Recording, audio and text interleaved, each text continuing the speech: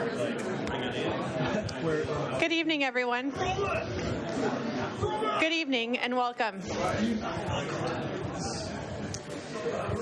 Welcome tonight to the Judge Guido Calabresi Fellowship in Religion and Law. We're grateful for Judge Calabresi's presence in our community and for his being here tonight to support the lecture named in his honor. We're also grateful for the presence of Father Ryan Lerner, our newly appointed chaplain, as he celebrates his first day with us. Douglas Kmiec is an American legal scholar and author. He served President Obama as U.S. Ambassador to the Republic of Malta from 2009 to 2011. During this Arab Spring period of challenge, the ambassador directed the rescue of several hundred American families and foreign nationals from the violence in Libya. Prior to his diplomatic service, Ambassador Kmiec was the Dean and St. Thomas More Professor of the Catholic University of America. He also served at the University of Notre Dame and was head of the Office of Legal Counsel to Presidents Ronald Reagan and the senior President Bush. His legal opinions opened the door to federal assistance for those suffering from HIV and AIDS. He's appeared on everything from Meet the Press to the NewsHour to Stephen Colbert. The ambassador presently holds the endowed chair in constitutional law and human rights at Pepperdine University in California. Following his lecture tonight, there will be time for a few questions, and his book, Lift Up Your Hearts, will be for sale. It is my pleasure to welcome him as he addresses the topic of faith, politics, and heresy.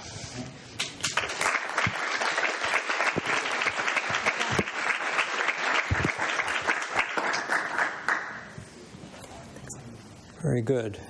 Good evening. Can you all hear me well enough? There's a microphone of sorts. Well, I have a few notes. This is for the first hour. They're laughing, Guido. Why are they laughing? No, it's a delight to be here, and it's a special honor to participate in a lecture named for the distinguished Guido Calabresi. Any law student my age, which means anyone who attended law school with Thomas Jefferson, was given a torts class that included always the cost of accidents, which was Dr. Calabresi's groundbreaking book, which got people to look at the world in a much different way than the law had looked at it before. And for first-year students, it was a remarkable class and scholarly work. Is it not on yet? Oh, it is on. Okay. Well, let us begin, if we might, with a prayer. In the name of the Father, and the Son, and the Holy Spirit. Our Father, who art in heaven, hallowed be thy name. Thy kingdom come, thy will be done, on earth as it is in heaven. Give us this day our daily bread, and forgive us our trespasses, as we forgive those who trespass against us. And lead us not into temptation, but deliver us from evil. Amen. Thank you. Well, what a nice topic. Faith, politics, and heresy.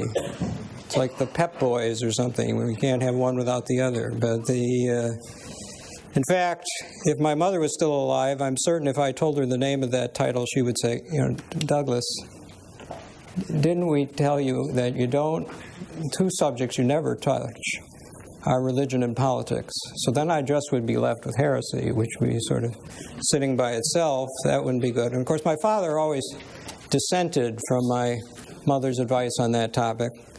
He was a Richard Daley foot soldier in the regular Democratic organization. And one of my earliest memories of his political activity was a late November night, a week before the national election. The rains were pouring down, and we were waiting for a very young John F. Kennedy, who was riding in an open car in the pouring rain in 30 or 40 degree temperatures at best, and who then proceeded into the hall that Mayor Daley had arranged for him. And when Mayor Daley arranged for a hall, he had no trouble filling it.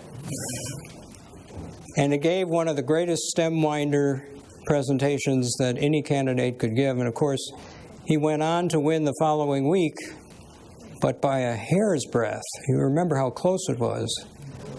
And everybody was waiting for the vote to come in from Cook County. This is my father's assigned area. So I guess he was a slow counter.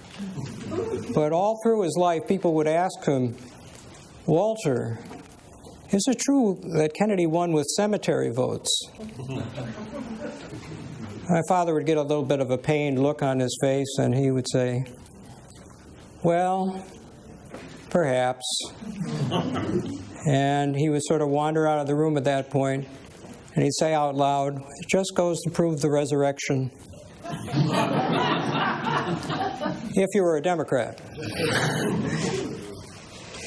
In fact, that was the beginning of my practice in religious application as well, because watching my father engage in the households over the kitchen table, asking questions about how people's health were, how their children were doing, whether they were completing their studies, whether that insurance payment had come through for Mrs. Jones. This was the embodiment of subsidiarity and solidarity at its best.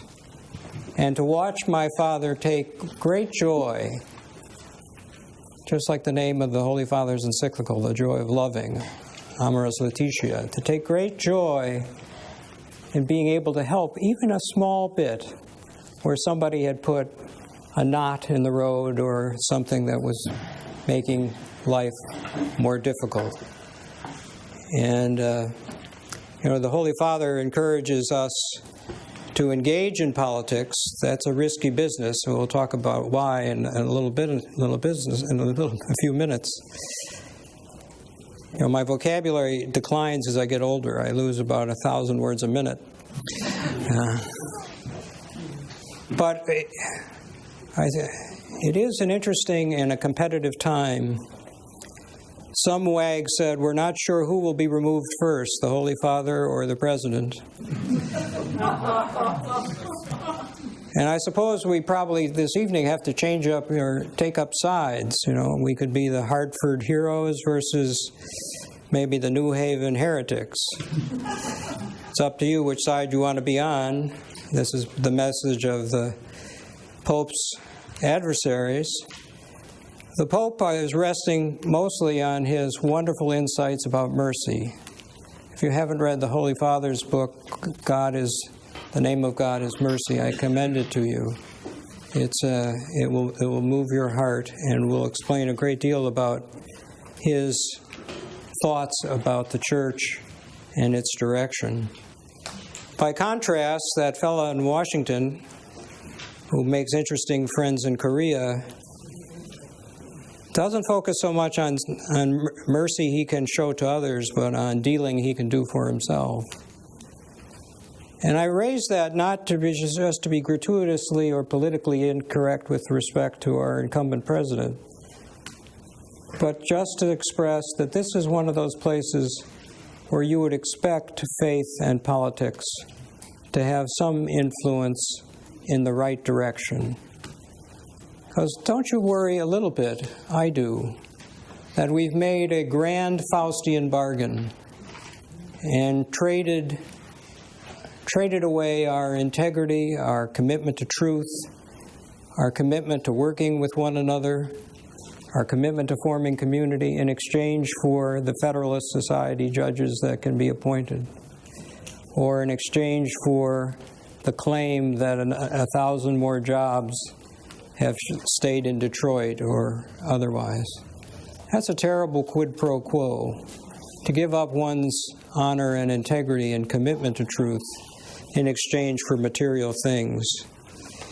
Anyways, back in 1960, on that rainy night, when I was 9 years old and my father was taking me around to one smoke-filled room after another, where I was wearing a button that said if I was 21, I'd vote for Kennedy. I would always, as I would sit on the cold folding chair in the back of the VFW hall, I would look at that number 21 and say, could anyone imagine being that age? Double digits and all. And of course, my father knew how to get the vote out, and one way to get the vote out was to have this cherubic-looking child not say too much, but stand at his side and look wantingly at the cookies and on the cookie sheet in the kitchen, and all of those entrees were facilitated by that. I think my father was most attracted to one particular line in John Kennedy's inaugural address. You'll remember it. A nation that cannot provide for the many who are poor cannot hope to save the few who are rich. It's an aspect of social justice. It's an aspect of our faith that we really haven't addressed hardly at all. We talk about it. We try and address it through our good donations to charity and our own time and efforts and so forth. But there are so many poor that to say that we have a preferential option for the poor is obviously to say that the option hasn't been exercised well enough. My father's love affair with John Kennedy and with the fact that he was the first Catholic president ended, of course, on that tragic day of the 22nd of November, 1963, one of those hinge moments that everybody remembers in the context of their life. And even though Dad never again participated in politics, he planted a seed in this one, his youngest son. And you can imagine how old my brother is. But he planted the seed so that when Robert Kennedy came along, and in many ways expressed himself at times even more eloquently than his older brother did, who pointed out to us on this topic of economics and economic justice, that if you think about only the GDP, what you'll be counting are weapons and the bullets for their chambers. If you think about GDP, you'll be thinking about napalm and other gases that destroy populations. If you think of the GDP, you will be thinking about the locks for our doors and the thousands of prisons that have been created to house the people who break them. Robert Kennedy left us with the insight that if you want to measure a country, you can that way, but it says nothing about the integrity of families, the quality of education, the joy of a child's play, or as he put it, it tells us almost nothing about why it is we are America and we would be proud to be Americans. That's what I think we're losing at the moment. Put aside whether the policies in the national government are successful or not. If we gain them in ways where we're not proud to say we gain them by fair play and honest initiative, I think that's a difficulty. I promised that I'd talk about politics and faith in a crossover with the two, and I do want to do that. I'm a Tocquevillian when it comes to that. You remember Tocqueville? He lived here for a while in the 1840s. Came from France, Alexis de Tocqueville. And his assignment was to do a study of the prison system, but that bored him. He got that done rather quickly. And then he wrote a 2-volume work called Democracy in America, which if you've forgotten about it, or it's been a long time since you read it, I commend that to you after the Pope's book. Because one of the remarkable things when you see Alexis de Tocqueville's writing is you'll see yourself in the mirror, and you'll see the qualities and characteristics of the early American nation that Tocqueville captured so well. But he had this great insight about the relationship between faith and politics. He thought faith, by the way, was enormously important to the well-being of a republic in the same way, I suppose, that George Washington's farewell address reflects the same proposition. But on the relationship between politics and religion, he said, religion has to be very careful. He said, because there will be great temptations, the near occasion of sin, for a religion to tag along with a very popular person at any given time. But that will only be elevating the temporary and the trivial over the eternal and the more important. Because that person's fame or success will disappear soon enough, and when it does, those who are in its company will go with it. And the faith is on a different order of magnitude of importance than that. And so Tocqueville gives us a very important insight into that. But he not only gave us that insight, but he gave us the insight of that it works the other way too, that politics has to be protected from religion. Now think about that one. That's the side of the equation we don't think of very much. What does that mean, politics has to be protected from religion? Well, to one degree or another, it might mean that imposition would start to be around the corner. There might be favored ideas anchored in a particular faith tradition that would be given an edge, and given an edge in terms of not because it was more persuasive or more credible or more salvific, just given an edge because the person who gave it the edge had the power at the moment. And so that power corrupts not only the way in which we think about religion, but it also corrupts the way in which we think about politics. So Francis, of course, in his ever jovial self, says, oh, just go on in and get yourself, roll up your sleeves. It's part of the charity of life, he says, to work for the political system. And I think all of that is the right way to put it, because it doesn't confuse the measure of success. So often in recent times and in recent years, the church's efforts, at least in America, sometimes in Europe as well, seem to be directed at legislative victories rather than changing the hearts and minds of people who are coming to Mass or are part of the parish community. And sometimes we get the false notion that if we didn't win the latest restriction on stem cell research or abortion practice, that somehow we should take affront at that. That's not Francis's way. Keep pitching is what he would say. And he would say also that you really ought to be more worried about the times you win only in the State House and you haven't won equally, or more importantly, and more pervasively in the church. Now, it was that insight as well that elected a guy named Barack Obama. What would a guy like me who worked for Ronald Reagan be doing with Barack Obama? That's what Obama wondered. And that's what most of the people I worked in the Reagan administration wondered. Now, I used to write a column for an entity called Slate. It may still be around. It may have lived past the damage I did to its reputation. But one Easter Sunday morning, I said, this is the moment. There is no one I can vote for on the Republican side. I was thinking about Romney, but Super Tuesday jetted him out of contention. But there's no one who voted against the darn Iraq War among the leading candidates at that time except one Barack H. Obama.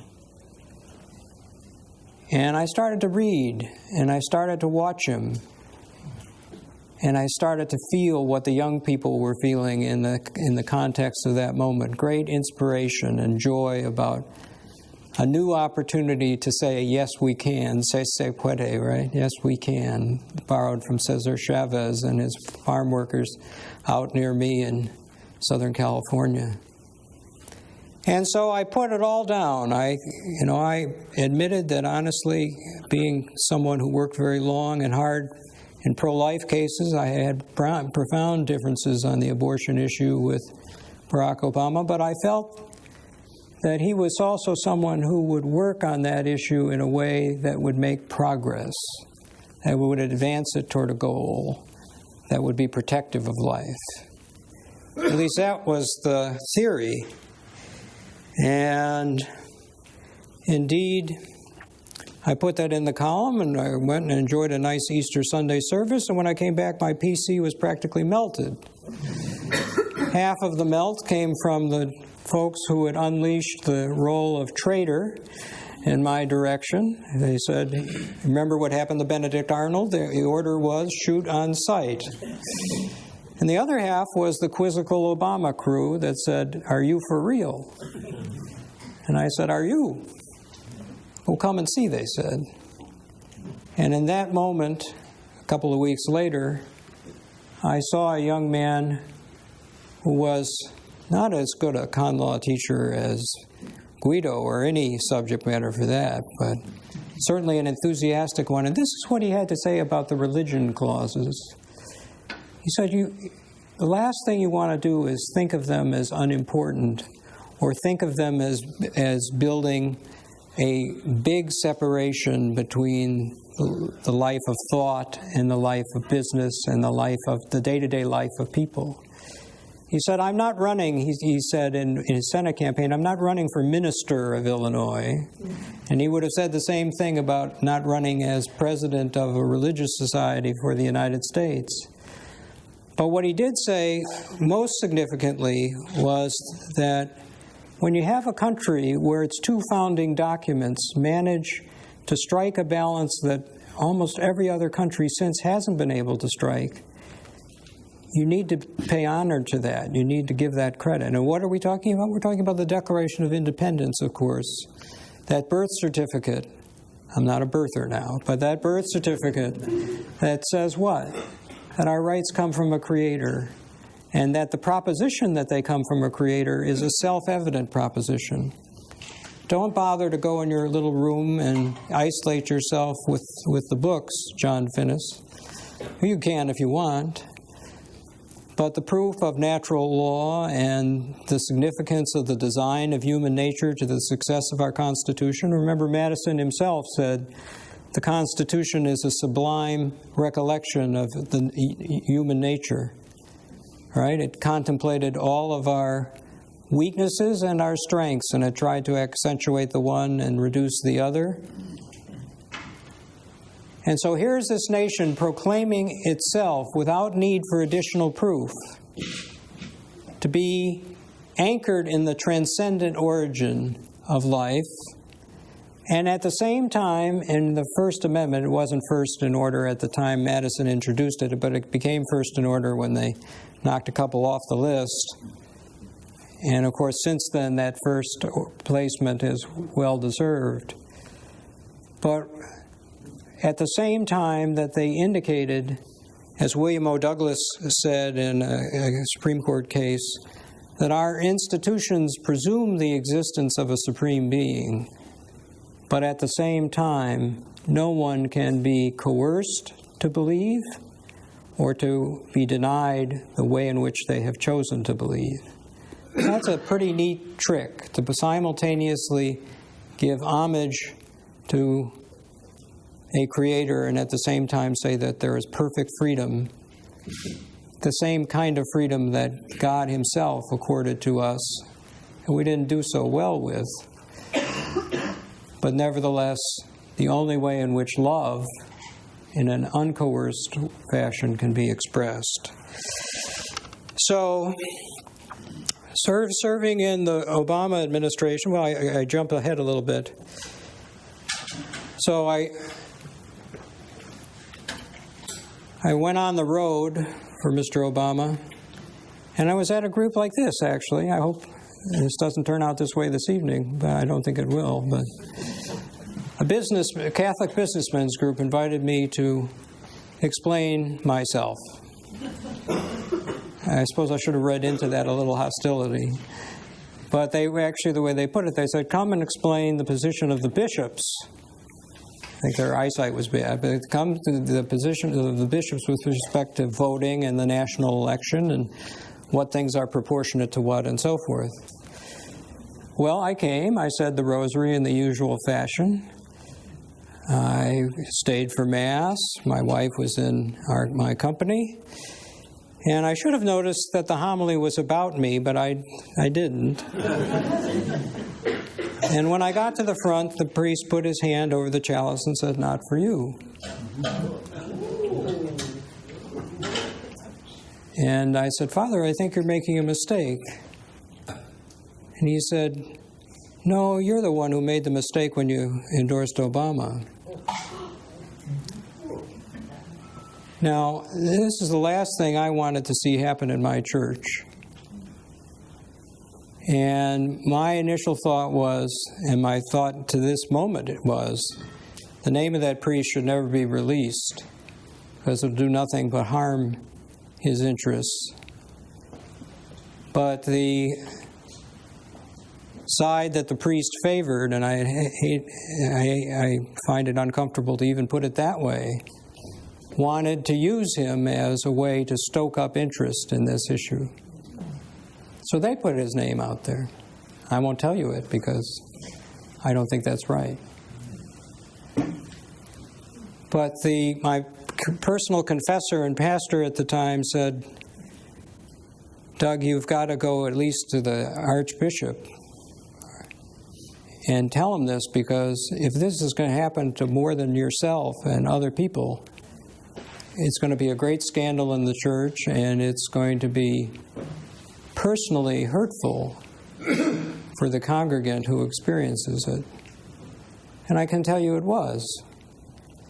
There's nothing like the feeling of not having a family any longer when you came with one. What do you do in that? There's nothing on the song sheet that says sit down, kneel down, prostrate yourself. There's no instruction. I stayed and I gave my instruction as to the purpose of the meeting. But I doubt that to this day I can attend a Mass without, as I go up in line, thinking that it might happen again. And that, thank you, Father Ryan Lerner, for not doing that tonight. And no one would ever think you would. So, very quickly, Obama decided when he won, he got it into his head that we were helpful. He said, I'm sending you to Malta. Do you know where it is? I said, I see. You help someone with an election and you get sent to a small island in the Mediterranean. He said, well, it's a very Catholic place. And, of course, I had been campaigning with him in Pennsylvania and Indiana and Michigan and Ohio. And there we were trying to get the Catholic vote. And by the way, he got the Catholic vote. He got the Catholic vote by 56%. He got it again in his second term, 52%, but I wasn't helping him that time. But the bigger embarrassment is that Mr. Trump got the Catholic vote by 52%. Something we need to ask ourselves. Anyways, Obama told me that they had 365 Catholic churches on Malta, and I quickly did the math and said, oh, one for every day. And you picture this smile. You all know the smile. He said, make sure you go. And I don't think he's such a smart man. I don't think he had to study very much to say that, but it turned out to be the most insightful coaching for a new diplomat. Because just like those meetings with my father, as I watched him interact with neighbors over their troubles, I was invited into their kitchens following early morning Mass for a cup of coffee and a small conversation. And I was meeting them in the place where they were most comfortable. You know, they are remarkable people of faith. Their history goes well back before the pyramids even. They have the Hypogeum, which is older than the pyramids. And it's a beautiful country, a little bit tricky about driving. The story is they drive a little bit odd there. Americans, of course, drive on the right, Brits on the east, and the Maltese drive where there's shade.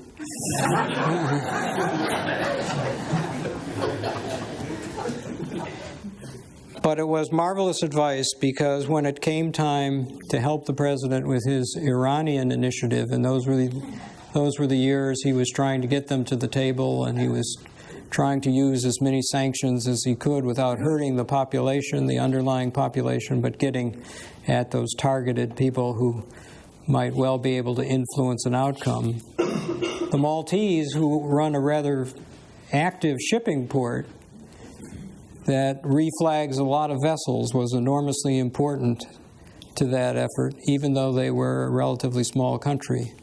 A small country that has been sought after by everybody from the Carthaginians, the Romans, Napoleon, and the British had it for the longest period of time, for about 100 years. And so off I went to pretend I was a diplomat to save some people from the firing lines in Gaddafi land. And it was 2010, and suddenly lots of things would happen. My father would die in May, and in August I was back in California for a few days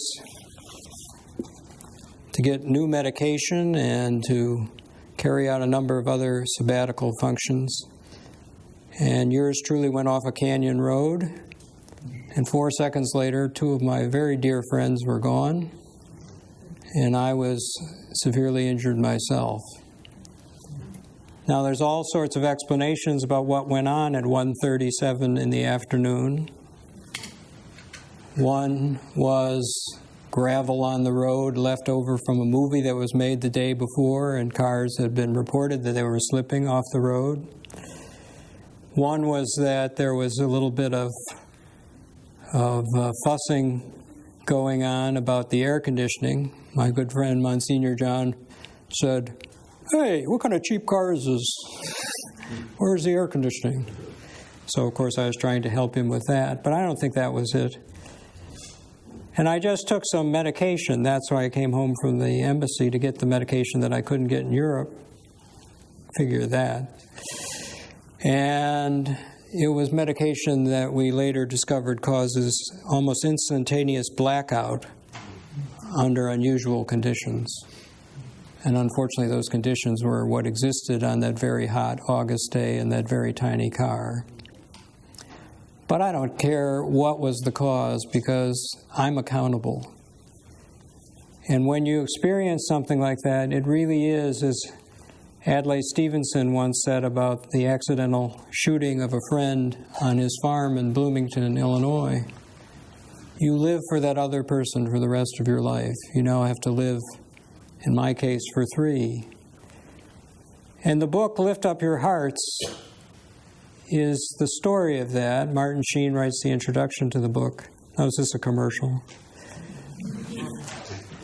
But it is a book about loving your neighbors and loving your enemy. And Monsignor John Sheridan, who lost his life that day, actually lost it a few days later after being hospitalized,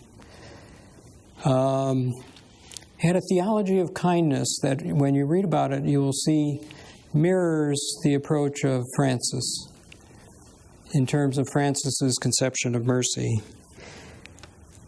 But my life was changed, certainly, when I went back to the embassy just a month later, and I would lose another friend, Christopher Smith, who was the envoy to Libya, who would be killed in Benghazi shortly thereafter. Chris would spend his preparation time with us because we were the closest embassy not at war. Malta is a neutral country by constitutional design, and it's the Switzerland of the Mediterranean, it likes to think of itself. But we lost Chris as well, so it was a very difficult time.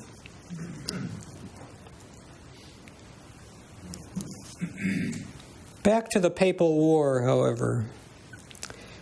It all got started with a document called Amoris Laetitia. I probably mispronounced. My Latin is long since forgotten. The Joy of Love. And what's the central issue? You've been following it. What's the central issue? It's divorce, remarriage, and access to the sacrament, and the indissolubility of the promises made in the Catholic tradition. And the argument against the Holy Father is that he has denied the divine law that underlies the support for the indissolubility of marriage.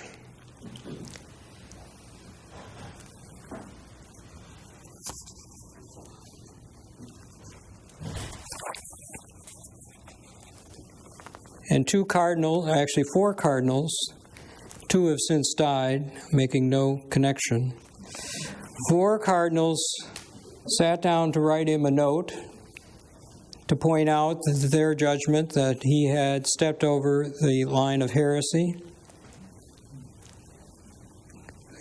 One of the cardinals is well known to you, Cardinal Burke.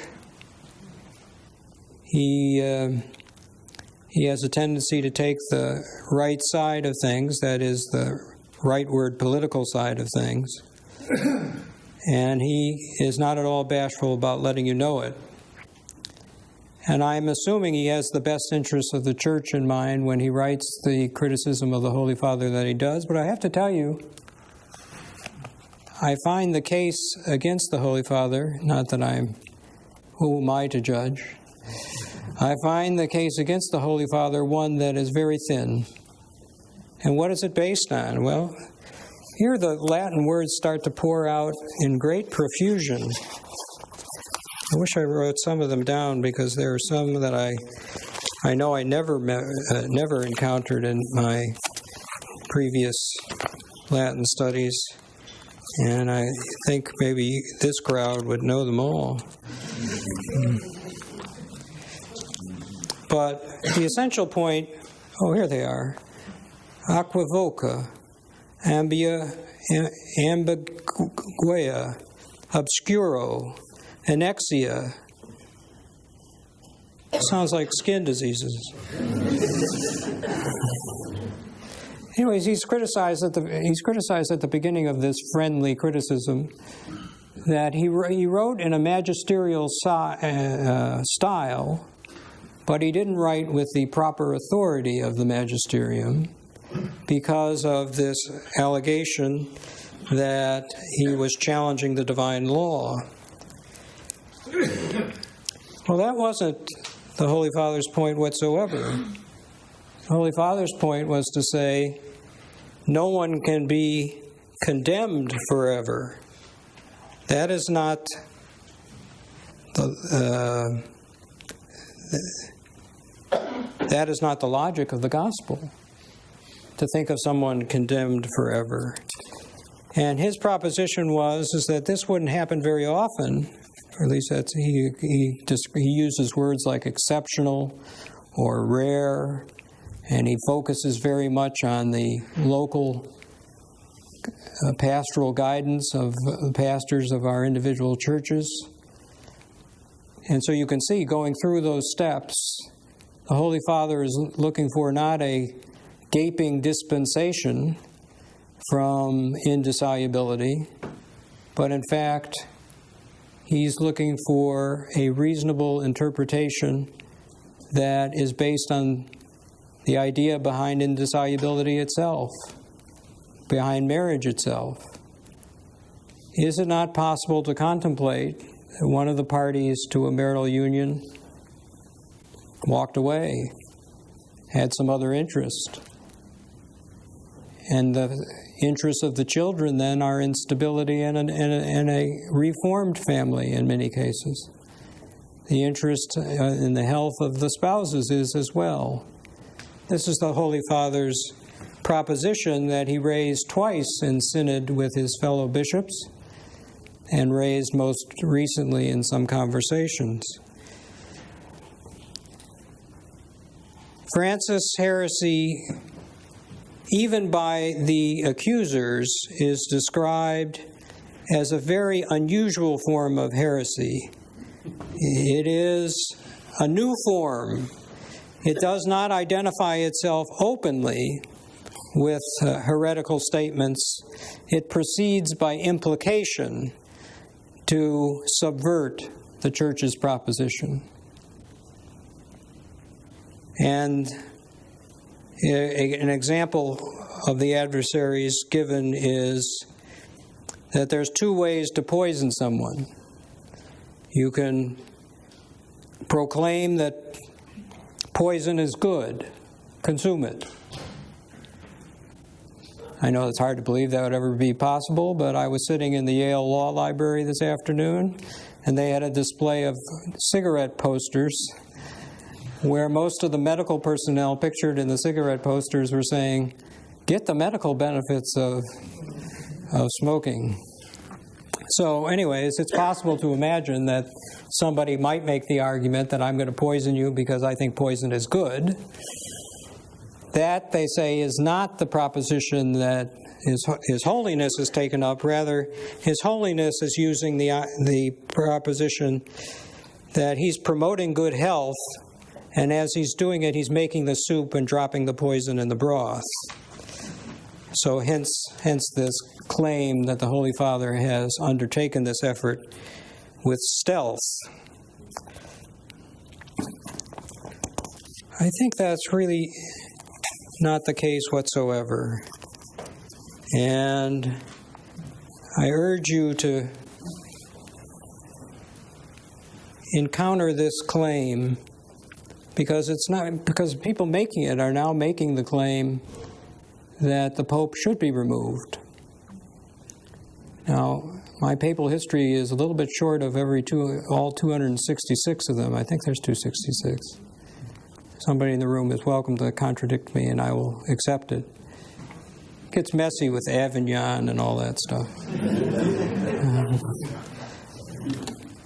But the fact of the matter is that their suggestion for how he be removed would be he would be ignored. Good luck with that would be my political judgment. This is a man not destined to be ignored, a man of great honesty and openness who will come to you and want to reason matters through, whether you're prepared to do it or not. I think the case against the Holy Father, therefore, is a very thin one. And wouldn't it be nice to straighten this all out so that we could be on the same team rather than working at cross purposes to one another? And you know where the opponents of the Holy Father start their claim? Can you guess the year that they have in mind as the origin of this apostasy? Anything come to mind? I thought you'd all just identify my birth year.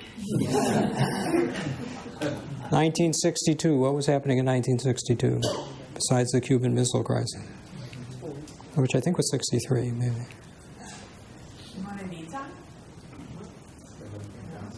What was it? Evita? Don't cry for me, Evita? No, I'm not thinking of Evita. I am thinking of Vatican II.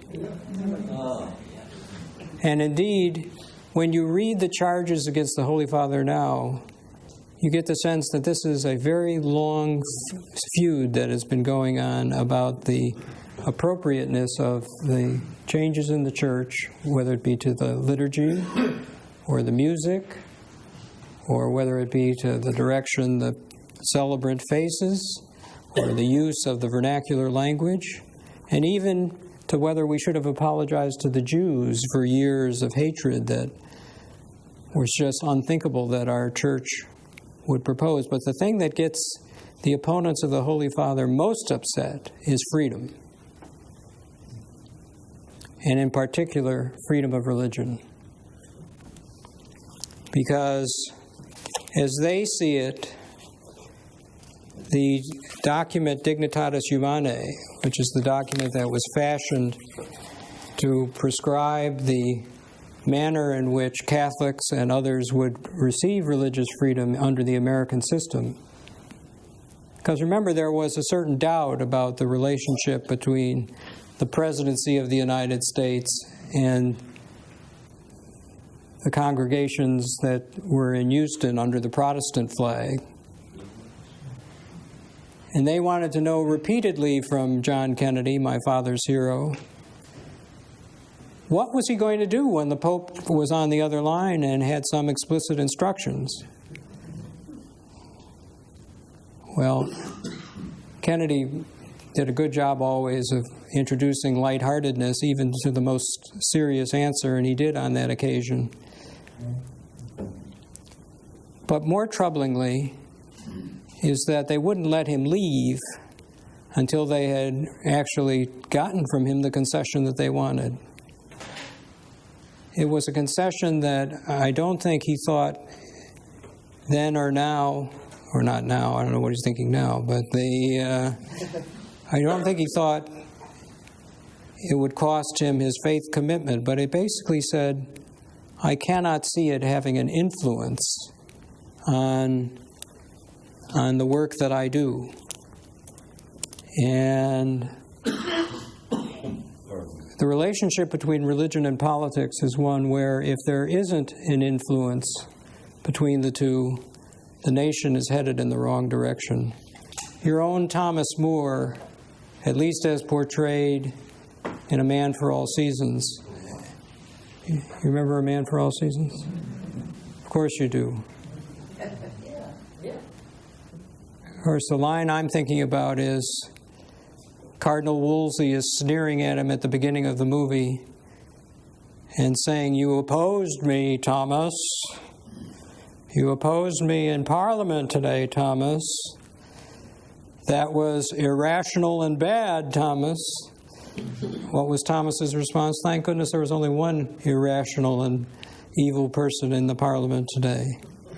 For the advisor, the statesman who leads his course by leaving his principles and his compass based upon those principles behind, leads his nation on a short course to chaos and destruction. Thomas is such a wonderful example and always was in my classrooms. This is my last semester teaching. You may think, you're saying to yourself, thank God the students will be relieved of this carcass. But one of the joys that I have in life to make it through each day is Parkinson's. And that came in that same window of time as my dear friends died in the canyon. My father died. The Parkinson's diagnosis got elevated to a less controllable form. It's enough to say, is Job running things up there? You know, and the book of Job has always bothered me, because my omniscient, all-powerful God didn't have to take that wager. Get lost would be my conversation. Why didn't he say it? I don't think it's because he had any doubt about the love that Job had for him or his commitment and faith, because God knows all things. I think it was telling us how stealthy, how powerful, how threatening evil is in the world. Because remember what the devil says to our Lord up on the mountaintop. I will give you all of them. And when he says, I will give you all of them, he's talking about all of us. And he's making a promise that he can deliver all of us. The devil is taking advantage of some very dark Augustinian appraisal of the human nature and our ability to withstand temptation and misdirection. And he doesn't give up. And to just complete the interesting times in which God has given me the opportunity to live, my wife of 38 years after we returned home from Europe decided she wanted a different life. And so I am the test case for the argument being made by the opponents of the Holy Father, and I will tell you, I'm probably a disappointment to the advocates of the Holy Father's point of view, because I have found it so hard, so very hard to close the book on my high school sweetheart, who I met in junior year of high school at a St. Patrick's Day parade in Chicago. They have 5 children together, 5 wonderful children together. And to miss them all now, because that's what happens when divorce happens. John Paul II called it a death of a small civilization. It's the death of your civilization if you're in it. Children are caught in the switches even when the children are all adults. The awkwardness of where to go at a given time and a given holiday. You're forgotten about because, after all, you're not present. Maybe you feel that even more with adult children because they're already self-sufficient. Little did I know I had to render them incompetent in order to see them. But I love them all. But if I was to walk into my canon law court and ask for an annulment, which my lovely spouse has denied me, because she doesn't understand how an annulment can be granted with 5 children present. She doesn't quite have the issue, but that's the way she feels, and the thing that I've learned about a failed marriage is that you can't second-guess somebody else's feelings. They're theirs. You can try them, argue them out, but not very well. So let me finish, because I hope you have questions, but I want to finish with a couple of quotations from his Holy Father, which I think says volumes and would assuage my conscience in case none of this made sense to you. The Holy Father's position, in my judgment, is so far from being apostasy that it's hard to imagine. The conservative opponents of Pope Francis who play politics with faith, which is what I think they did when they told me I made a mistake with Obama, which is what I think they do when they interpret moral complicity to mean merely casting a vote for someone who has the wrong views on life, but has the right views on everything else. It's a difficult question, I admit, in terms of proportionality and the like, but you have to wonder if it's not just Roman Catholic, it's Republican Catholic sometimes. And I like the Republicans, too. I was one, occasionally. I mentioned that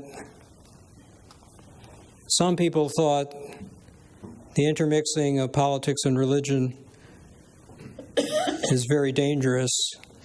And one person put it, I thought, well, after all, he said, it's possible to see the long alignment of Catholicism with power, state power, dating back to the 4th century, as one long, unrepentant historical era.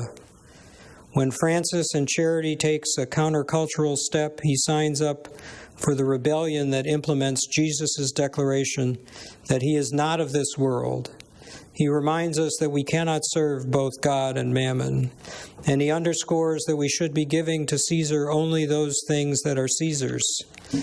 Conservatives rely on political operatives to guarantee neutrality, but when you scrape the neutrality just a little bit, you discover another word, secularity.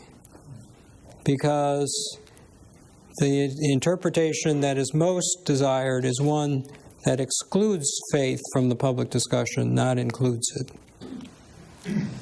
It is interesting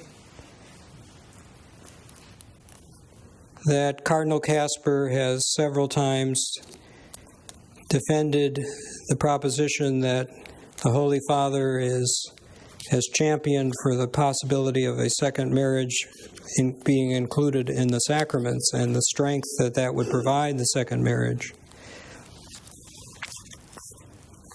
But what I really want is this passage, and that is, our dear Holy Father has been wrongfully chastised for his merciful way. He gives us the image of God as a father waiting at the doorway, who sees us when we are still far off, who is so moved that he comes running towards us, he embraces us, he kisses us tenderly. And then here's the insight. Our sin is like a jewel that we present to him to obtain the consolation of forgiveness. Giving a gift of jewels is certainly a noble thing, a happy thing.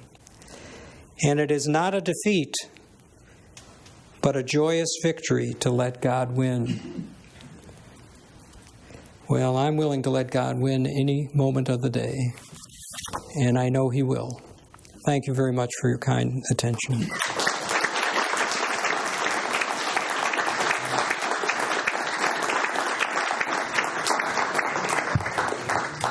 I hope there's a question besides, won't you convert to Lutheranism or something? So we do have time for a couple of questions to get started, though.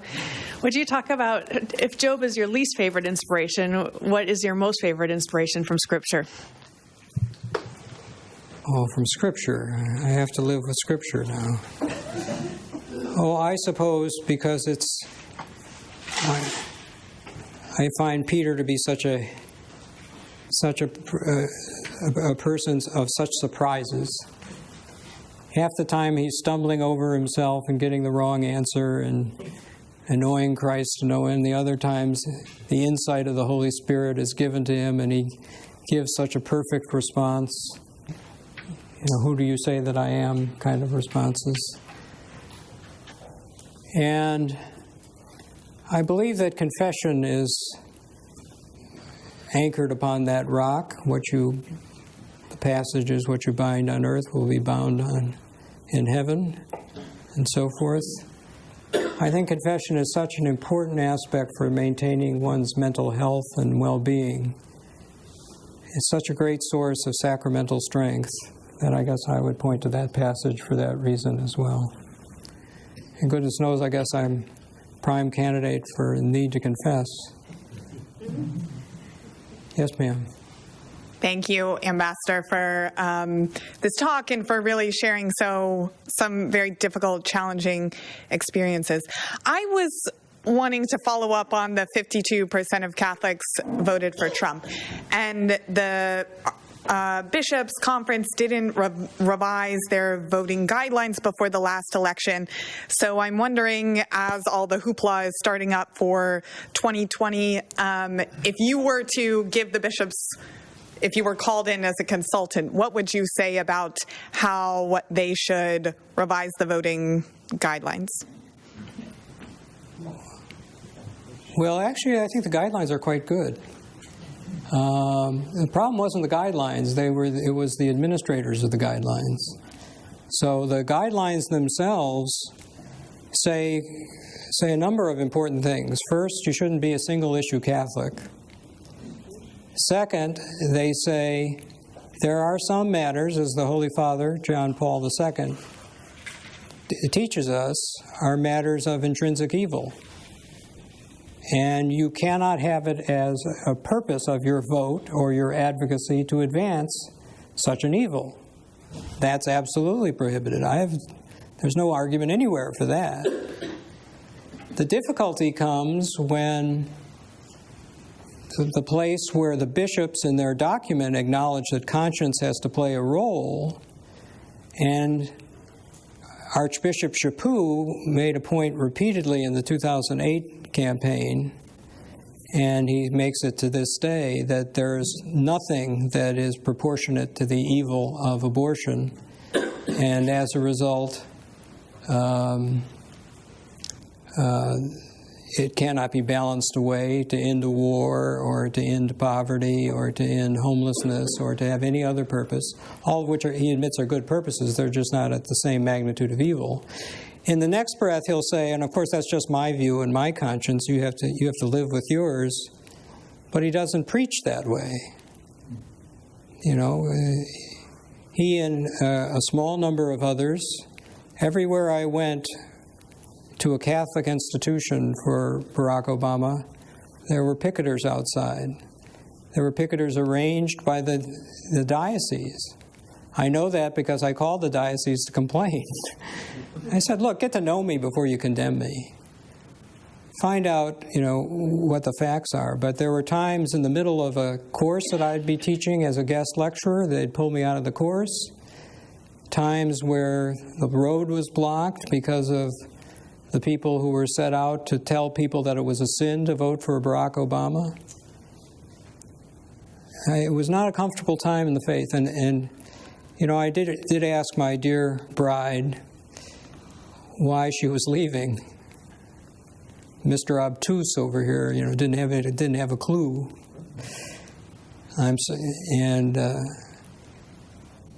She's a lovely woman and a very resourceful woman and a very honest woman.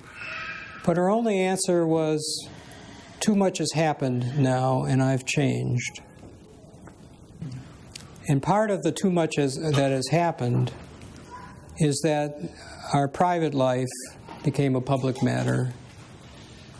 And she didn't like being the target of demonstrations or being in a communion line where her husband was denied the sacrament. And it hurt her more than I realized it hurt her. It hurt us both, but I thought vicariously that she could disown me. Oh, I'm not that Kmiec. Or use her maiden name, but it wasn't to be. But I still pray each day that, the grace will come in through a side door or a vent or something, and we'll be able to talk it through. And I was most anxious to see the report of the Second Synod, but I wasn't very happy with what the outcome was because, as I discussed, the outcome was to call the Holy Father an apostate and a heretic. What people forget about that debate, by the way, is that this tradition of denying communion to people in a second marriage is a matter of practice. It's not a matter of specification. John Paul II indicates in Familiaris Consortio that it's a matter of practice. So, for what it's worth, it seems to me that something that originates in practice as opposed to the divine law revealed by the Creator is a different question as to the possibility of its different interpretation. And again, remember, I want to be very clear about this. The Holy Father is not making a case against indissolubility. He's making a case for mercy and compassion and for the good of the church and the good of his sheep.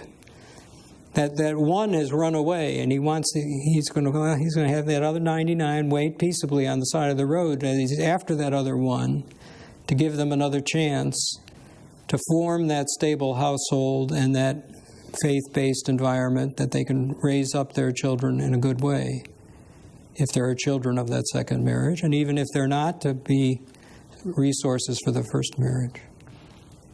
I'm sorry, I wandered a little bit from the answer, but I think I gave you the answer too. Any more questions? I'd stay forever. You're such a wonderful group. Oh, that was a threat. You're getting out of here now. Ambassador Kmiec. Yes, sir. I'm Gene Conley, and I have to ask you a question to which I'm pretty sure you don't have the answer. And regardless of my being so old and knowing everything about everything secular, I just don't know what the church, how much it should talk about pedophilia.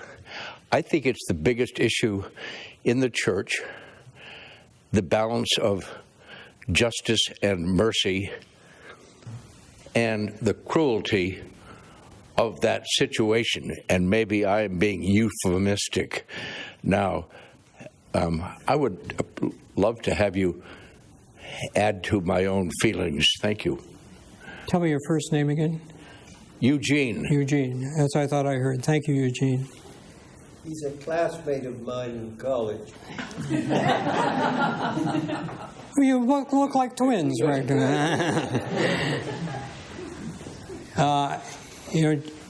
Gene, I have to say I share. It's almost that the shock is so great you can't feel it. It's almost as if it's so subject to disbelief that so many protective things come up again, to say it can't be true. And yet, when these Attorney General reports are revealed, some of it is miscounted and some of it is misstated, but not everything. And there's more than enough there to be very embarrassed by and worried by. I think if I was to sketch out a way forward, I think it was important that at the last synod discussion there were females present. I would increase the number of females because, among other things, to this day I feel every bump and bruise that my children, the oldest of which is 40, comes home with. He comes home with bumps and bruises because he's a surfer. He clerked for John Roberts. And Sam Alito. I didn't know you had Sam's notes, but or notes about Sam. But, you know, if you try and put yourself in the shoes of a parent facing that, you put such trust in the parish priest, such complete love, in such complete confidence, and it's a wonderful relationship that has now been covered by this shadow, and we have to get out from under it. And the shadow is getting darker and deeper all the time, which is why a structured place for ladies in the process who will have insights different than the men and will break through the old boys network, I think, is indispensable. That's number one. Number two is, I think there ought to be a form of strict liability that doesn't wait to assign blame, as was recently assigned to George Pell in Australia for his failure of oversight.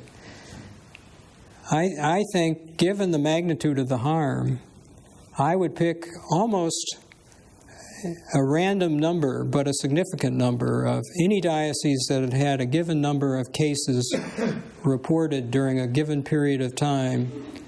That bishop would be presumptively offering his letter of resignation. Be up to the Holy Father and further discernment and conversation as to whether or not that individual bishop would resign.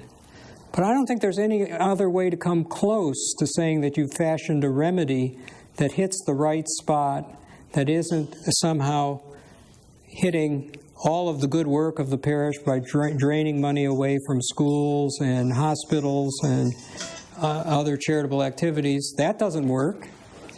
And paying large lawyers' fees, I'm sorry for, I think the 1/3 recoveries that they get are obscene in these large dollar cases. That doesn't work. So I think what the Holy Father hit upon as a second time, he didn't do it as his first inclination. It's the first time Francis goofed a bit. But, hey, like this kid from Chicago saying the Holy Father goofed. But he did. But finally, but unlike others, like myself, his mind, even though it had made up its mind the opposite way, was open enough to new evidence and new information that he asked for the resignation in Chile. And Paraguay, too, as I recall.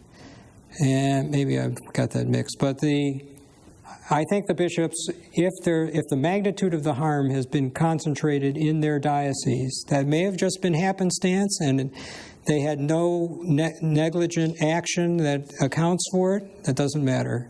Strict liability has a role in the law, and the most eminent torts professor in the universe is here. I won't even attempt to describe its important purpose, but as a matter of public policy, this is one of them. In the same way that, you know, the car that is inherently dangerous, that runs off the road, you know, needs to be handled with strict liability, I would say this as well. And not that everybody would be forced to resign. I think the Holy Father would be much more discerning than that. But I think that at least then you would have had it traced back to the diocese, where I think people could say, well, there was some consequence for the day-to-day depression and anxiety that my son or daughter or spouse incurs. Those are my thoughts, Gene. Thanks for a deep, thoughtful talk about that. You're welcome. Pastor, thank you so much for joining us this weekend. Thank